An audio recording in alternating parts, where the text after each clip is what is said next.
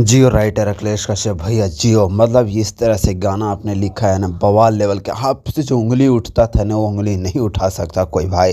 भोजपुरी बोले वाला गाना आया मतलब कि किस तरह से इस गाने का लिखा गया। राइटर अखिलेश कश्यप के तारीफ करने पड़ेगा, तबाही मचा दी है इस बारी, तबाही मतलब। और music Arya Sharma sir literally कल आप ही का तारीफ कर रहा था, आज भी इन दोनों में कमियां था लेकिन इस गाने में कमियां कुछ नज़र नहीं आया।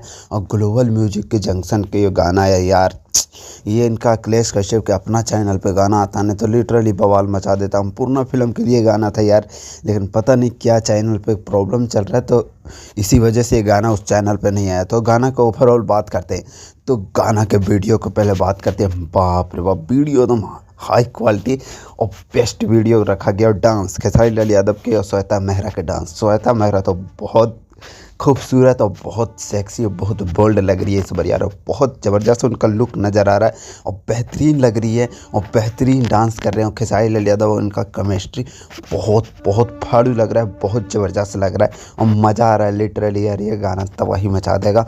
देखते हैं, चैनल तो अभी उतना बूस्ट में नहीं है तो देखते हैं क्या तबाही मचाता है ये गाना, क्या मिलियन क्या कितना मिलियन पार करता है।